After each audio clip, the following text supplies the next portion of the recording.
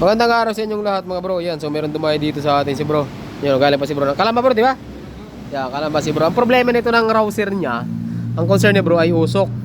So hindi ko kasi magagawa mga bro yung makina kasi naka-duty tayo ngayon, ano. Kaya sabi ko check up muna. So tinuno lang namin yung konti yung carburetor. Pero ang problema nito ay mausok. Tapos bagong overhaul ito sa Bicol. Sa ano pa? Sa ito? Pamplona, ano? Yan, sa Pamplona. So, ang concern ni bro ay usok. Ang problema, in-overhaul yung makina. Sabi ko, sablay. Kasi mga bro, ang usok, walang kinalaman yung sigunyal dyan. Wala rin kinalaman yung transmission. Walang kinalaman yung clutch. Yung clutch, walang kinalaman. Yung magneto, wala rin kinalaman. Kapag ka umusok, tandaan nyo, laging dito lang yan. Laging sa top lang. Ngayon, pinalitan ng black. Okay. Ang problema, yung pinalit, ito. Pakita ko sa inyo mga bro. Kayo na ang humatol. Ayan o. Ayun. So, ano lang siya, replacement. Kitang-kita naman yung pangalan, di ba? Ayan. So, hindi rin siya, ano, hindi na rin original yung pinalit. Tapos, yung mga loob daw nito, pinalitan. Siguro barbula, di ko alam eh. Barbula siguro. Yung valve seal, siguro pinalitan. Ang problema, 2 months. Ay! Kang ginibo yun, nahali so.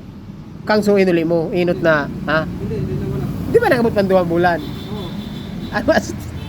Ibig sabihin, maasid ko po kang ginibo. Ayun ang problema mga bro. Mausok pa rin pala. Tapos ginamit ni bro, 2 months, bumalik doon sa shop, pinagawa ulit. Ayun, overhaul ulit. Ayan mga bro, ang problema doon kasi sa mga gumagawa natin. Hindi ko naman nilalahat, pero kahit saan mo ang gulo tingnan mga bro, ayun talaga, mali talaga. Kasi pag umusok ang motor, hindi naman hindi naman overhaul lagi. Dapat top lang. Ito, para dun sa mga umusok yung carburetor, para dun sa umusok yung makina. Doon sa lahat ng motor na umusok yung makina, ito yung mga possible na dahilan na. Sasabihin ko na sa inyo mga bro.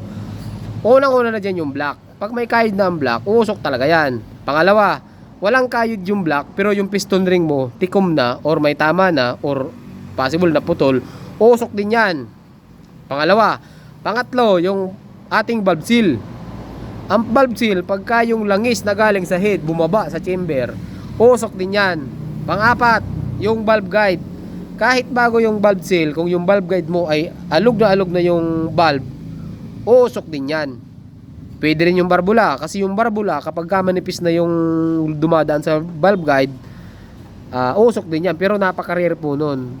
Malimit valve guide sa TMX Supremo, ayan, nagkakaroon ng issue talaga yung valve guide nya. Okay, ano pa ba? 4, pwede rin tambutso. Kapag yung tambutso natin mga bro ay puno na ng mga carbon, possible din mag-usok kapag binibirit. Ngayon, meron tayong mga usok na iba-iba kasi yung kulay mga bro. Mayroong brown, mayroong kulay puti, mayroong kulay itim.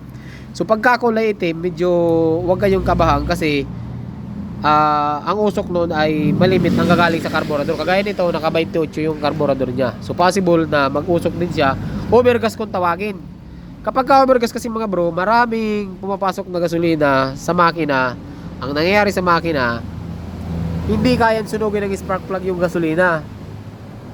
Ngayon, hindi kayang sunugin yung mga onboard gases lalabas dito sa tambutso. Kaya paglabas sa tambutso, nagiging mga carbon, umuusok siya kulay itim ang usok.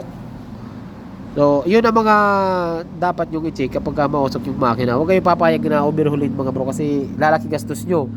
Papalit kayo ng gasket, hindi naman pwedeng gamitin yung gasket. Papalit kayo ng langis, syempre panlinis, gasolina, lilinisin yan. Tapos yung labor ng overhaul, mas malaki ang labor ng overhaul kaysa dito. So sa ibang shop, nagre-range ang overhaul ng 135 2K hanggang 3K. So sa top overhaul naman, ang iba 1,000, ang iba 1,500, ang iba 1,800. So depende po yun, ano. Pero sayang din kasi kapag yung problema, usok lang, in-overhaul 2 beses pa. So doon sa 2 overhaul, magkano ginastos mo bro? 10,000 yung una. Tapos yung pangalawa, di 5,000, di 15,000. Sayang, magkano lang sana dapat yun, oh. Tapos ngayon may usok pa rin mga bro. Ang ginawa namin trouble dito, para makasigurado kami kung makina o tambutso, Pinaandar ko, wala yung tambutso, mausok pa rin.